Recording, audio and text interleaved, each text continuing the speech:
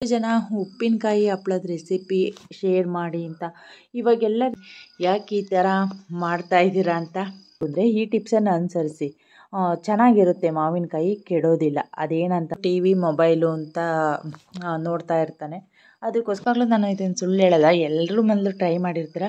Taste ಅಂತೂ ಅದ್ಭುತವಾಗಿತ್ತು. ಇವತ್ತಿನ night ಪೂರ್ತಿ ನಾವು ಹಾಗೆ ಬಿಟ್ಟರೆ ಮಾವಿನಕಾಯಿ ಚೆನ್ನಾಗಿ ಅಂದರೆ ಅಡುಗೆ ಮಾಡಬೇಕು. ಅವ್ರು ತಿಂಡಿ ತಿಂದಮೇಲೆ ಗೊತ್ತಾಗುತ್ತೆ ಎಷ್ಟು ಇದ್ದಾವೆ ಕೊಬ್ಬರಿನ ಸರಿ.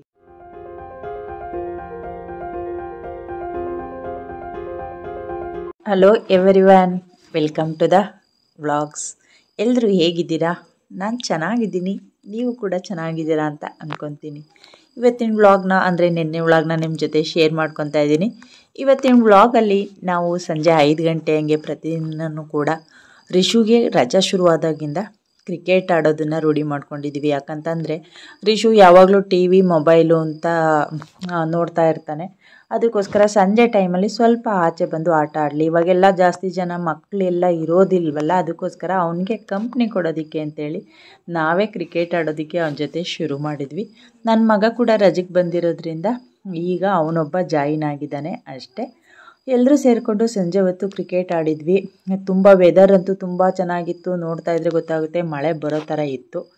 ಆದರೂ ಕೂಡ 6 ಗಂಟೆವರೆಗೂ ಕ್ರಿಕೆಟ್ ಆಡಿ ಮತ್ತೆ ಮನೆಗೆ ಹೋಗಿ, ಅಂದರೆ ನಮ್ಮ ಮನೆ ಪಕ್ಕನೇ ಆಡಿದ್ದು, ಬಾಗಿಲೆಲ್ಲ ಒರೆಸಿ ಪೂಜೆ ಎಲ್ಲ ಮಾಡಿ, ಹಾಗೆ ಉಪ್ಪಿನಕಾಯಿಗೆ ಅಂತ ಹೇಳಿ ಮಾವಿನಕಾಯಿನ ತಂದಿದ್ರು. ಅಂದರೆ ತುಂಬ ದಿನಗಳ ಹಿಂದೆನೇ ತರಬೇಕಿತ್ತು. ಈಗ ಬಿಸಿಲೆಲ್ಲ ಇಲ್ಲ, ಆದರೂ ಕೂಡ ಇವತ್ತು ನಾಳೆ ಮಳೆ ಬರುತ್ತೆ ಅನ್ನೋ ಸೂಚನೆ ಇಲ್ದಲೇ ಮಾವಿನಕಾಯಿನ ತೊಗೊಂಬಂದ್ವಿ.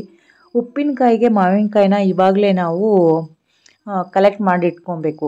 ನಮಗೆ ಉಪ್ಪಿನಕಾಯಿ ಬೇಕು ಅಂದಾಗೆಲ್ಲ ಮಾವಿನಕಾಯಿ ಸಿಗೋದಿಲ್ವಲ್ಲ, ಅದಕ್ಕೋಸ್ಕರ ನಾವು ಪ್ರತಿ ವರ್ಷವೂ ಕೂಡ ಇದೇ ರೀತಿ ಮಾವಿನಕಾಯಿನ ಹಚ್ಚಿ ಒಣಗಿಸ್ಕೊತೀವಿ. ನಮಗೆ ಉಪ್ಪಿನಕಾಯಿ ಯಾವಾಗ ಬೇಕೋ ಆವಾಗ ಹಾಕೋದಿಕ್ಕೆ ಅಂತೇಳಿ. ನಾನು ಎಲ್ಲ ಸಂಜೆ ಕೆಲಸ ಮುಗಿಸ್ಕೊಂಡು ಟಿ ವಿ ನೋಡ್ತಾ ಮಾವಿನಕಾಯಿನ ರಾತ್ರಿಯೇ ಹಚ್ಚಿ ಹಾಕಿರೆ ಬೆಳಗ್ಗೆ ಬೇಗನೆ ಒಣ ಹಾಕ್ಬೋದು. ಇವಾಗ ಬೇರೆ ಮಳೆ ಬರುತ್ತೆ ಅಂತೇಳಿ ರಾತ್ರಿಯೇ ನಾನು ಮಾವಿನಕಾಯಿನ ಹಚ್ಚೋದಕ್ಕೆ ಶುರು ಮಾಡಿದೆ. ಇನ್ನೂ ಅಡುಗೆ ಕೂಡ ಆಗಿರಲಿಲ್ಲ. ಮಾವಿನಕಾಯಿನ ಹಚ್ಚಿದ ಮೇಲೇ ಅಡುಗೆ ಮನೆಗೆ ಹೋಗೋಣ. ಸಾಂಬಾರು ನೆನ್ನೆ ಬಸ್ಸಾರೇ ಇತ್ತು, ಸಾಂಬಾರು ಮಾಡೋದೇನಿರಲಿಲ್ಲ, ಮುದ್ದೆ ಒಂದು ಮಾಡೋದಿತ್ತು. ಅದಕ್ಕೋಸ್ಕರ ಮಾವಿನಕಾಯಿನ ಹಚ್ಚುತ್ತಾ ಕೂತ್ಕೊಂಡೆ. ಮಾವಿನಕಾಯಿ ಇತ್ತೀಚೆಗೆ ಹಣ್ಣಿಗೆ ಬಿಡೋದಕ್ಕೆ ಯಾಕೋ ಈ ವರ್ಷ ಚೆನ್ನಾಗಿ ಹಣ್ಣಾಗ್ತಾ ಇಲ್ಲ. ತುಂಬ ಏನೋ ಆವಿನ ಕಲ್ಲು ಬಿದ್ದಿರಬೇಕೇನೋ. ಉಪ್ಪಿನಕಾಯಿ ಕೂಡ ಅಷ್ಟೇ, ಆವಿನ ಕಲ್ಲು ಬಿದ್ದಿರ್ತಕ್ಕಂಥ ಮಾವಿನಕಾಯಿ ನಾವು ಉಪ್ಪಿನಕಾಯಿ ನಾವು ಹಾಕಿದ್ರೆ ಬೇಗ ಹಾಳಾಗುತ್ತೆ. ಅದಕ್ಕೋಸ್ಕರ ಮಾವಿನಕಾಯಿ ಕೆಡದಂತೆ, ಅಂದರೆ ಉಪ್ಪಿನಕಾಯಿ ಹಾಳಾಗುತ್ತೆ, ಮಾವಿನಕಾಯಿ ಕೂಡ ವರ್ಷದವರೆಗೂ ಹುಳ ಆಗದಲೇ ರೀತಿ ಇರಬೇಕು ಅಂತಂದರೆ ನಾನು ಈ ವಿಡಿಯೋದಲ್ಲಿ ಒಂದು ಟಿಪ್ಸ್ ಹೇಳಿದ್ದೀನಿ. ಅಂದರೆ ಇವಾಗೆಲ್ಲ ಫ್ರಿಡ್ಜ್ಗಳಿರುತ್ತೆ, ಫ್ರಿಡ್ಜ್ಗಳಿಲ್ಲ, ನಾವು ಹಾಗೇ ಕಲೆಕ್ಟ್ ಮಾಡ್ಕೊಂಡು ಇಟ್ಕೊತೀವಿ ವರ್ಷದವರೆಗೂ. ಅಂದರೆ ಈ ಟಿಪ್ಸನ್ನು ಅನುಸರಿಸಿ ಚೆನ್ನಾಗಿರುತ್ತೆ, ಮಾವಿನಕಾಯಿ ಕೆಡೋದಿಲ್ಲ. ಅದೇನಂತ ಅಂದರೆ ನೋಡಿ, ಇವಾಗ ಮಾವಿನಕಾಯಿ ಎಲ್ಲ ಹಚ್ಚಿದ್ದಾಯಿತು. ನಾನು ಒಂದು 30 ಮಾವಿನಕಾಯಿನ, ಅಂದರೆ ಯಾವುದು ಗಿಣಿಮೂತಿ ಮಾವಿನಕಾಯಿ ಅಥವಾ ತೋತಾಪುರಿ ಮಾವಿನಕಾಯಿ ಅಂತೀವಲ್ಲ, ಅದ್ರದ್ದೇ ನಾನು ಹಚ್ಚಿರೋದು. ಟಿಪ್ಸ್ ನೋಡಿ ನಾನು ಇವಾಗ ಮಾಡ್ತಾಯಿದ್ದೀನಿ. ಇದನ್ನು ನಾವು ಬೆಳಗ್ಗೆ ಬಿಸಿಲಿಗೆ ಹಾಕಬೇಕಾದ್ರೆ ಮಾಡ್ಬೋದು. ನಾನು ಬೆಳಗ್ಗೆ ಬೇಗನೆ ಬಿಸಿಲಿಗೆ ಹಾಕೋದ್ರಿಂದ ನಿಮ್ಮ ಜೊತೆ ಈ ವಿಡಿಯೋ ಶೇರ್ ಮಾಡ್ಕೊಳಕ್ಕಾಗೋದಿಲ್ಲ ಅಂಥೇಳಿ ನಾನು ರಾತ್ರಿ ಮಾವಿನಕಾಯಿನ ಹಚ್ಚಿದ ತಕ್ಷಣವೇ ಈ ರೀತಿ ನುಣ್ಣುಪ್ಪನ್ನು ನಾನು ಹಚ್ಚಿರ್ತಕ್ಕಂಥ ಪೀಸ್ಗಳಿಗೆ, ಮಾವಿನಕಾಯಿಗೆ ಚೆನ್ನಾಗಿ ಮಿಕ್ಸ್ ಮಾಡಿ, ಒಂದು 2 ಹಿಡಿಯುವಷ್ಟು ಉಪ್ಪನ್ನು ಮಿಕ್ಸ್ ಮಾಡಿ ಈ ರೀತಿಯಾಗಿ ನಾನು ಅವಾಗಲೇ ಹಾಗೆ ಬಿಡಬಾರ್ದು, ಮಾವಿನಕಾಯಿನ ಈ ರೀತಿಯಾಗಿ ತೆಳುವಾಗಿ ಹರಡಿ ಬಿಟ್ಟೆ. ಯಾಕಂತಂದರೆ ಗಾಳಿಗೆ ಹಾರ್ಕೊಳುತ್ತೆ. ಉಪ್ಪು ಹಾಕೋದ್ರಿಂದ ಸ್ವಲ್ಪ ನೀರು ಹೊಡ್ಕೊಳೋದು, ಜಿರಿ ಅನ್ನೋದು ಎಲ್ಲ ಆಗುತ್ತೆ. ಅದಕ್ಕೋಸ್ಕರ ಈ ರೀತಿಯಾಗಿ ಗಾಳಿಗೆ ನೀವು ಆಲ್ಮೋಸ್ಟ್ ಅಲ್ಲಿ ಬೆಳಗ್ಗೆ ಹೊತ್ತು ಬಿಸಿಲಿಗೆ ಹಾಕಬೇಕಾದ್ರೆ ಮಾವಿನಕಾಯಿಗೆ ಉಪ್ಪನ್ನು ಕಲಸಿ ಒಣಗಿಸಿ. ಆದರೆ ಬಿಸಿಲು ಮಾತ್ರ ತುಂಬ ಚೆನ್ನಾಗಿರಬೇಕು. ಈ ಥರದ ವೆದರಲ್ಲಿ ಮಾವಿನಕಾಯಿ ಒಣಗೋದು ಕಷ್ಟ. ನಾನು ಹಚ್ಚಿರ್ತಕ್ಕಂಥ ಮಾವಿನಕಾಯಿ ಏನಾಗುತ್ತೋ ಅದು ಕೆಟ್ಟೋಗೋ ಸಾಧ್ಯತೆ, ಒಣಗೋದಕ್ಕೂ ಮುಂಚೆನೇ ಕೆಟ್ಟೋಗೋ ಸಾಧ್ಯತೆ ಇದೆ. ನೋಡೋಣ ಅದೇನಾಗುತ್ತೆ ಅಂತ ಗೊತ್ತಿಲ್ಲ. ಹಚ್ಚಿದ್ದಂತೂ ಆಗಿದೆ. ಇವಾಗ ಈ ರೀತಿಯಾಗಿ ನಾನು ಹರಡಿ ಒಂದು ಸೀರೆಯ ಮೇಲೆ ಹರಡಿ ಬಿಟ್ಟು ಈಗ ಅಡುಗೆ ಮನೆಗೆ ಹೋದೆ. ಇವತ್ತು ಮಾವಿನಕಾಯಿ ಹಚ್ಚಿದ್ನಲ್ಲ, ಒಂದು ಮಾವಿನಕಾಯಿನೂ ಕೂಡ ಉಳಿಸ್ಕೊಂಡೆ. ಮಾವಿನಕಾಯಿ ತೊಕ್ಕು ಮಾಡ್ತೀವಿ ಗೊತ್ತಲ್ವ, ಎಲ್ಲರೂ ಕೂಡ ಮಾಡ್ತಾರೆ. ನಾನು ಕೂಡ ಇವತ್ತು ನೈಟು ಸಾಂಬಾರು, ನೆನ್ನೆ ಸಾಂಬಾರಾಗಿದ್ದರಿಂದ ಅದಕ್ಕೆ ಬಸ್ಸಾರು, ಕಾಳೆಲ್ಲ ಇರಲಿಲ್ಲ. ಮಾವಿನಕಾಯಿ ತೊಕ್ಕು ಮಾಡೋಣ, ಚೆನ್ನಾಗಿರುತ್ತೆ ನೆಂಚ್ಕೊಳೋದಕ್ಕೆ ಅಂತೇಳಿ ಒಂದು ಮಾವಿನಕಾಯಿನ ಸಿಪ್ಪೆ ತೆಗಿತಾ ಇದ್ದೀನಿ. ತೊಕ್ಕು ಮಾಡೋದು ಸುಲಭ, ಒಬ್ಬೊಬ್ಬರು ಒಂದೊಂಥರ ಮಾಡ್ತಾರೆ. ನಾವು ಮಾಡೋದು ಈ ರೀತಿಯಾಗಿ ತೊಕ್ಕನ್ನು ಈ ರೀತಿ ಉಪ್ಪಿನಕಾಯಿ ಅಂದರೆ ಮಾವಿನಕಾಯಿ ಮೇಲ್ಗಡೆ ಸಿಪ್ಪೆನ ತೆಗೆದುಬಿಟ್ಟು ಅದಕ್ಕೆ ಏನೇನೆಲ್ಲ ಇಂಗ್ರೀಡಿಯೆಂಟ್ಸ್ ಹಾಕೋದು ಅಂತ ನೋಡೋಣ. ಬೆಳ್ಳುಳ್ಳಿ ಬೇಕು, ಅದಕ್ಕೋಸ್ಕರ ನಾನು ಇಲ್ಲಿ ಬೆಳ್ಳುಳ್ಳಿನ ಕ್ಲೀನ್ ಮಾಡ್ಕೊತಾ ಇದ್ದೀನಿ. ಹಾಗೆ ಮಾವಿನಕಾಯಿನ ಕೊಬ್ಬರಿ ತುರಿಯೋದು ಅದರಲ್ಲಿ ಈ ರೀತಿಯಾಗಿ ತುರ್ಕೊತಾ ಇದ್ದೀನಿ.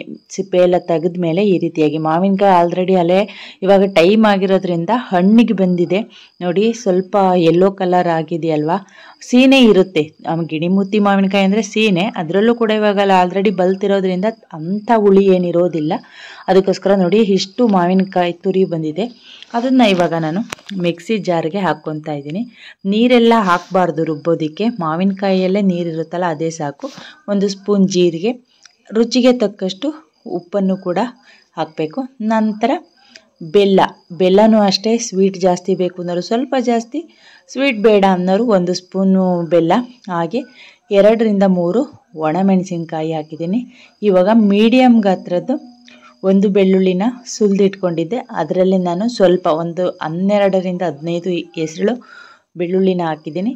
ಈಗ 1/4 ಸ್ಪೂನಷ್ಟು ಮೆಂತ್ಯದ ಪುಡಿ ಅಂದರೆ ತುಪ್ಪದ ಪುಡಿ, ಹಾಗೆ 1/4 ಸ್ಪೂನಷ್ಟು ಧನಿಯಾದ ಪುಡಿ, ಇಷ್ಟನ್ನು ಹಾಕಿ ನಾನಿವಾಗ ತೀರಾ ನೈಸ್ಗೆ ಇದನ್ನು ಪೇಸ್ಟ್ ಥರ ಮಾಡ್ಕೊಬಾರ್ದು, ಸ್ವಲ್ಪ ದಪ್ಪ ದಪ್ಪ ಇರೋ ಥರನೇ ನಾನು ಮಿಕ್ಸಿಲಿ ಮಾಡಿದ್ದೀನಿ. ಇವಾಗ ಟೇಸ್ಟ್ ಕೂಡ ಹೇಳ್ತೀನಿ, ಟೇಸ್ಟು ಯಾವ ರೀತಿ ಇರುತ್ತೆ ಅಂತ. ಖಂಡಿತವಾಗ್ಲೂ ನಾನು ಇದನ್ನು ಸುಳ್ಳು ಹೇಳಲ್ಲ, ಎಲ್ಲರೂ ಮೊದಲು ಟ್ರೈ ಮಾಡಿರ್ತೀರ. ಟೇಸ್ಟ್ ಅಂತೂ ಅದ್ಭುತವಾಗಿತ್ತು. ಇದ್ರ ಜೊತೆ ನೋಡಿ ಇವಾಗ ಮುದ್ದೆ ಕೂಡ ರೆಡಿಯಾಗಿತ್ತು.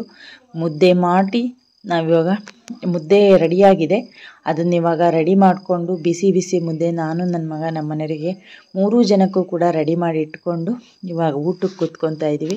ಇದಾಗಿತ್ತು ಇಂದಿನ ದಿನ, ಅಂದರೆ ನಾನು ನಿನ್ನೆ ಸಾಯಂಕಾಲ ನೈಟ್ವರೆಗೂ ಇಷ್ಟ ಆಗಿ ನೈಟು ಆರಾಮಾಗಿ ಮುದ್ದೆ ಉಂಡು ನಿದ್ದೆ ಮಾಡಿದ್ವಿ. ಮಳೆ ಕೂಡ ಬಂತು, ಚೆನ್ನಾಗಿ ಮಳೆಗಾಲ ಆಗ್ತಾ ಇರೋದ್ರಿಂದ ನಮಗೆಲ್ಲ ತುಂಬ ಖುಷಿನೇ. ಇನ್ನು ಮಾರನೇ ಬೆಳಗ್ಗೆ ಸ್ವಲ್ಪ ತೋಟದ ಕೆಲಸಕ್ಕೆ ಅಂತ ಅಲ್ಲ, ಕೊಬ್ಬರಿ ಸುಲಿಯೋದಕ್ಕೆ ಕೆಲಸದವರು ಬಂದಿದ್ದರು, ಅಂದರೆ 3 ಜನ. ಅವರಿಗೆ ತಿಂಡಿ ಕೊಡಬೇಕಿತ್ತು. ಬೆಳಗ್ಗೆ ಎದ್ದ ತಕ್ಷಣವೇ ಆಚೆ ಕೆಲಸ ಎಲ್ಲ ಮುಗಿಸ್ಕೊಂಡು, ಅಂದರೆ ಮನೆ ಕೆಲಸ ಇದ್ದೇ ಇರುತ್ತಲ್ಲ, ಬೆಳಗ್ಗೆ ಬಾಗಿಲು ಸಾರಿಸೋದು, ರಂಗೋಲಿ ಹಾಕೋದು, ದೇವ್ರ ಪೂಜೆ ಮಾಡೋದು, ಅದನ್ನೆಲ್ಲ ಮುಗಿಸ್ಕೊಂಡು ಅಡುಗೆ ಮನೆಗೆ ಬಂದು ತಿಂಡಿನ ನಾನು ಮಾವಿನಕಾಯಿದೆ ಚಿತ್ರಾನ್ನ, ಮಾವಿನಕಾಯಿ ಇದ್ದಿದ್ದರಿಂದ ಮತ್ತು ಇನ್ನೊಂದು ಮಾವಿನಕಾಯಿನ ತುರಿದು ರೆಡಿ ಮಾಡಿ ಇಟ್ಕೊಂಡಿದ್ದೀನಿ. ಮಾವಿನಕಾಯಿ ಚಿತ್ರಾನ್ನ ಎಲ್ಲ ಇಂಗ್ರೀಡಿಯೆಂಟ್ಸು ಕೂಡ ರೆಡಿ ಇಟ್ಕೊಂಡ್ರೆ ಈ ವಿಡಿಯೋ ಮಾಡಿಕೊಂಡು ನಾನು ಒಗ್ಗರಣೆ ಹಾಕೋದಕ್ಕೆ ಕೂಡ ಆಗೋದು. ಅದಕ್ಕೋಸ್ಕರ ಒಂದು ಬಾಣಲಿ ಇಟ್ಟು ಎಣ್ಣೆ ಬಿಟ್ಟು ಚಿತ್ರಾನ್ನ ಮಾಡೋದೇನು ನಿಮಗೆಲ್ಲ ಹೇಳಬೇಕಿಲ್ಲ, ನೀವು ತಮ್ನೈಲ್ ಕೂಡ ನೋಡಿದ್ದೀರಾ, ನಾನು ತಮ್ನೈಲಲ್ಲೇ ಹಾಕಿದ್ದೀನಿ.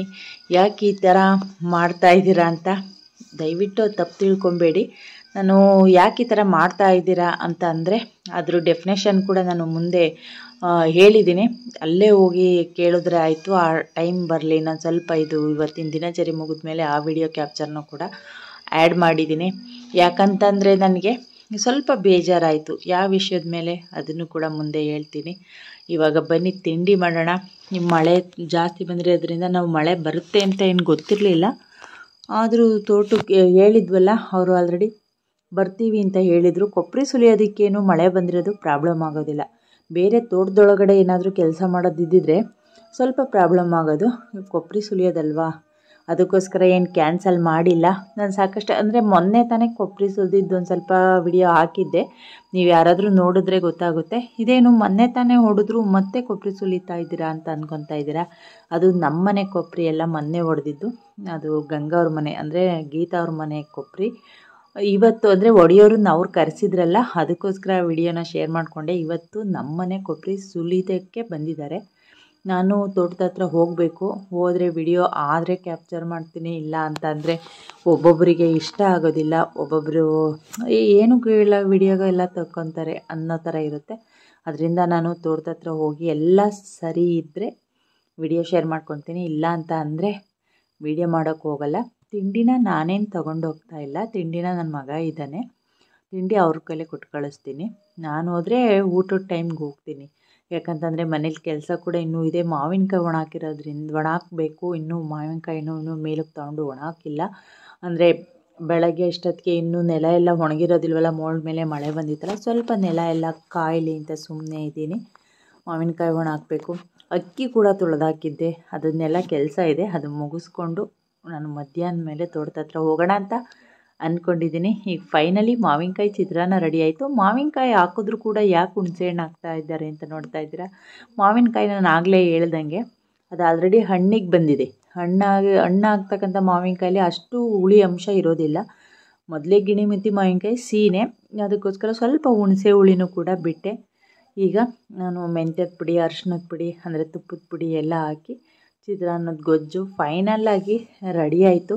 ಇದೆಲ್ಲ ಮೀಡಿಯಮ್ ಫ್ಲೇಮಲ್ಲೇ ಆಗಬೇಕು. ಜೋರಾಗಿ ಫಾಸ್ಟಾಗಿ ಕೆಲಸ ಮಾಡ್ತೀವಿ ಅಂದ್ರೆ ಆಗಲ್ಲ. ಫೈನಲ್ಲಾಗಿ ಕೊತ್ತಂಬರಿ ಮತ್ತು ಕಾಯಿಯನ್ನು ಸೇರಿಸಿ ಒಂದು 2 ನಿಮಿಷ ಕೈ ಆಡಿದ್ರೆ ಗೊಜ್ಜು ಕೂಡ ರೆಡಿಯಾಗುತ್ತೆ.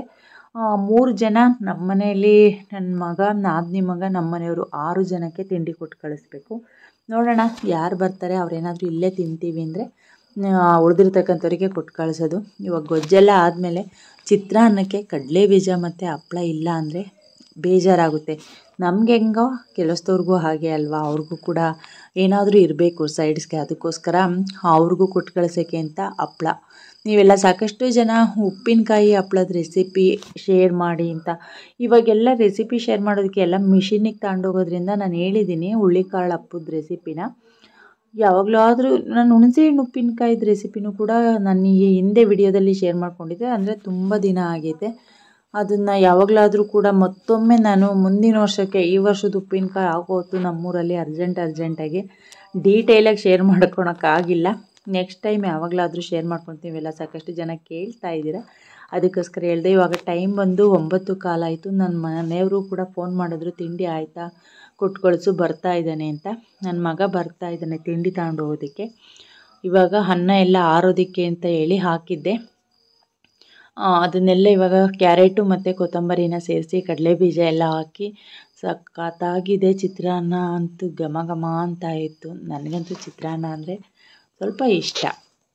ಇವಾಗ ಫೈನಲಾಗಿ ಚಿತ್ರಾನ್ನ ರೆಡಿಯಾಗಿದೆ. ಸ್ವಲ್ಪ ಸುಡ್ತಾ ಇದೆ. ಅದನ್ನೆಲ್ಲ ಆರಿಸ್ಬಿಟ್ಟು ಬಾಕ್ಸ್ಗೆ ಹಾಕಿ ನನ್ನ ಮಗನ ಕೈಲಿ ಕೊಟ್ಟು ಕಳಿಸ್ತೀನಿ. ಹಾಗೆ ನೋಡಿ, ಇದು ಅವ್ನು ಬರ್ತಿದ್ದಂಗೆ ನಾನು ಈಗ ಮೇಲ್ಗಡೆ ಟೆರೆಸ್ಸಿಗೆ ಮಾವಿನಕಾಯಿ ತೊಗೊಂಡೋಗ್ಬೇಕಿತ್ತು. ಬಾಕ್ಸ್ಗೆ ಅವ್ನು ಬರೋದ್ರೊಳಗಡೆ ರೆಡಿ ಮಾಡಿ ಇಟ್ಬಿಟ್ಟು ನಾನು ಅವ್ನು ಕರ್ಕೊಂಡೋಗಿ ಒಂದು ಸ್ವಲ್ಪ ಮಾವಿನಕಾಯಿ ಒಣ ಹಾಕೋದು, ಸ್ವಲ್ಪ ವಿಡಿಯೋ ಮಾಡ್ಕೊಂಬರೋಣ ಅಂತೇಳಿ ಅವ್ನು ಬರೋದ್ರೊಳಗಡೆ ಬಾಕ್ಸ್ಗೆಲ್ಲ ಹಾಕ್ತಾಯಿದ್ದೀನಿ.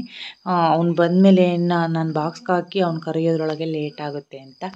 ಬಾಕ್ಸ್ ಅಂತೂ ರೆಡಿ ಆಯಿತು. ನೋಡಿ, ಇವಾಗ 6 ಜನಕ್ಕೆ ತಿಂಡಿ ಅಂದರೆ ಅವನು ಇಲ್ಲೇ ತಿಂತಾನೋ ಏನೋ ಗೊತ್ತಿಲ್ಲ, ನೋಡೋಣ. ಒಟ್ಟಿನಲ್ಲಿ ಅಂದಾಜಲ್ಲಿ ತುಂಬಿದ್ದೀನಿ. ನಾನು ಯಾವತ್ತೇ ಊಟ ಕೊಟ್ಟು ಕಳಿಸಿದ್ರು ಕೂಡ ಊಟ ಬಾಕ್ಸಲ್ಲಿ ಉಳಿದೇ ಇರುತ್ತೆ. ನಾನು ಯಾವತ್ತೂ ಸಾಲ್ಟೇಜು ಊಟ ಅನ್ನಂಗೆ ಕೊಟ್ಟು ಕಳಿಸಿಲ್ಲ. ಯಾಕಂತಂದರೆ ಎಷ್ಟು ಅಳತೆಯಲ್ಲಿ ತಿಂತಾರೋ ಗೊತ್ತಾಗೋದಿಲ್ಲ. ನಾವು ಕರೆಕ್ಟಾಗಿ ಕೊಟ್ಟು ಕಳಿಸಿದ್ರೆ ಅವ್ರಿಗೆ ಸಾಕಾಗೋದಿಲ್ಲ. ಹಾಗೆ ಹೊಸ್ದಾಗಿ ಹಾಕಿರ್ತಕ್ಕಂಥ ಉಪ್ಪಿನಕಾಯಿನೂ ಕೂಡ ಅವರಿಗೆ ಸ್ವಲ್ಪ ಖಾರ ಕಡಿಮೆ ಅನ್ನಿಸ್ಬೋದು. ನಾವು ಮನೇಲಿ ತಿಂತಕ್ಕಂಥ ಖಾರ ಅವ್ರು ಸ್ವಲ್ಪ ಖಾರ ತಿಂತಿದ್ರೆ ಅಂತ ಹೇಳಿ ಮರ್ತಿದ್ದೆ. ಉಪ್ಪಿನಕಾಯಿನೂ ಕೂಡ ಹಾಕ್ಬಿಡೋಣ ಅಂತೇಳಿ ಮತ್ತೆ ಬಾಕ್ಸ್ ಓಪನ್ ಮಾಡಿ ಉಪ್ಪಿನಕಾಯಿ ಎಲ್ಲ ಹಾಕ್ತೆ. ಈಗ ಬನ್ನಿ ಆ ವಿಷಯದ ಬಗ್ಗೆ ಮಾತಾಡೋಣ. ನೀವೆಲ್ಲ ತಮ್ಮನೇಲಿ ನೋಡಿ ಅಂದ್ಕೊಂಡಿರ್ಬೋದು, ಯಾಕೆ ಈ ತರ ಹೇಳಿದ್ದಾರೆ ಅಂದ್ರೆ ತಮ್ಮನೆಲ್ಲ ಇಟ್ಟಿದ್ದಾರೆ, ನೀವೆಲ್ಲ ಯಾಕೆ ಈ ತರ ಮಾಡ್ತಾ ಇದ್ದೀರಾ ಅಂತ. ಖಂಡಿತವಾಗ್ಲೂ ನನಗೆ ತುಂಬಾ ಬೇಜಾರಾಗ್ತಾ ಇದೆ. ಯಾವ ತರದ ವಿಡಿಯೋ ಕೊಟ್ಟರು ಕೂಡ ನೀವು ನನ್ನ ವಿಡಿಯೋಗಳನ್ನ ಇಷ್ಟಪಟ್ಟು ನೋಡ್ತಾ ಇಲ್ಲ. ಅಂದ್ರೆ ನೋಡೋರ್ ಸಂಖ್ಯೆ ಕಡಿಮೆ ಆಗಿದೆ.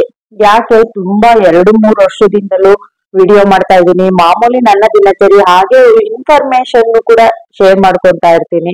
ಆ ವಿಡಿಯೋಗಳು ಕೂಡ ನಿಮ್ಗೆ ಇಷ್ಟ ಆಗೋದಿಲ್ಲಲ್ಲ, ಅದಕ್ಕೋಸ್ಕರ ಸ್ವಲ್ಪ ಬೇಜಾರಾಯ್ತು. ಅದಕ್ಕೋಸ್ಕರ ಆ ತರ ಹೇಳ್ದೆ. ದಯವಿಟ್ಟು ನನ್ನ ವಿಡಿಯೋಗಳನ್ನ ನೋಡಿ ಸಪೋರ್ಟ್ ಮಾಡಿ. ಹಾಗೇನಾದ್ರೂ ನಿಮ್ಗೆ ತಪ್ಪು ಅಂತ ಅನ್ಸಿದ್ರೆ ಖಂಡಿತವಾಗ್ಲೂ ಹೇಳಿ, ನಾನು ಶೇರ್ ಮಾಡ್ಕೊಂತೀನಿ.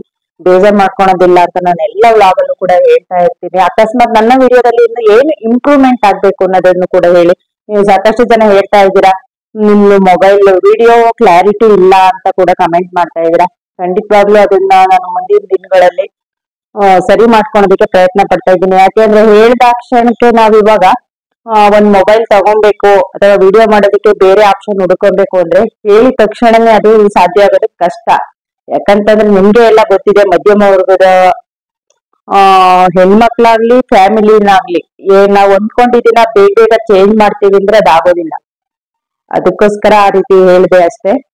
ದಯವಿಟ್ಟು ಇನ್ ಮುಂದೆ ನನ್ನ ವಿಡಿಯೋಗಳನ್ನ ನೋಡಿ ಸಪೋರ್ಟ್ ಮಾಡಿ.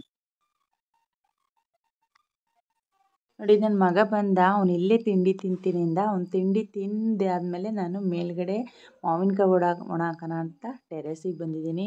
ಬಿಸಿಲು ಮಾತ್ರ ಖಂಡಿತವಾಗ್ಲೂ ಇಲ್ಲ. ಈ ಮಾವಿನಕಾಯಿ ಒಂದು ದಿನ ಹೀಗೆ ನಾವು ಬೆಳಗ್ಗೆ ಒಣ ಹಾಕಿದ್ರೆ ಅವತ್ತಿನ ನೈಟ್ ಪೂರ್ತಿ ನಾವು ಹಾಗೆ ಬಿಟ್ಟರೆ ಮಾವಿನಕಾಯಿ ಚೆನ್ನಾಗಾಗುತ್ತೆ ಕಲರು ಎಲ್ಲ. ಆದರೆ ಮಳೆ ಬರೋದ್ರಿಂದ ಆಗಿಬಿಡೋದು ಕಷ್ಟ ಅಂತ ಅಂದ್ಕೊತೀನಿ. ಮೇ ಬಿ ಇವಾಗ ಮಾವಿನಕಾಯಿ ಒಣ ಹೋದ್ಮೇಲೆ ಅಕ್ಕಿ ಕೂಡ ಒಣ ಹಾಕಬೇಕಿತ್ತು. ಅಕ್ಕಿನ ಫುಲ್ ಮೇಲಕ್ಕೆ ತಗೊಂಡೋಗೋದು ಕಷ್ಟ ಅಂತ ಹೇಳಿ ಇಲ್ಲೇ ಸಿಟೌಟಲ್ಲಿ ಹಾಕೋಣ. ಆಲ್ರೆಡಿ ಒಂದಿನ ಒಣಗಿದೆ, ಇವತ್ತೊಂದಿನ ಒಣಗಿದ್ರೆ ಆಗುತ್ತೆ ಅಂತ ಹೇಳಿ ಇಲ್ಲೇ ಸಿಟೌಟಲ್ಲಿ ಅಕ್ಕಿ ಕೂಡ ಒಣ ಹಾಕ್ತೆ. ರೊಟ್ಟಿಗೆ ನಾವು ಅಂದರೆ ಖಾಲಿ ಆದಾಗೆಲ್ಲ ಹಿಟ್ಟಿಗೆ ಅಕ್ಕಿನ ತೊಳೆದೇ ಒಣಗಿಸ್ತೀವಿ. ಅದು ರೇಷನ್ ಅಕ್ಕಿನೇ ಆಗಿರುತ್ತೆ. ರೊಟ್ಟಿ ಎಲ್ಲ ತುಂಬ ಚೆನ್ನಾಗಿ ಬರುತ್ತೆ ರೇಷನ್ ಅಕ್ಕಿಲಿ. ನಾವಿವಾಗ ಅಕ್ಕಿ ತೊಳೆದಿದ್ನಲ್ಲ ಅವನ್ನು ಕೂಡ ಹಾಕಿದೆ. ನಾನೇ ಒಣಗಾಕ್ದೆ. ಅಂದರೆ ಟೈಮ್ ಆಲ್ರೆಡಿ 11 ಗಂಟೆ ಆಗಿತ್ತು.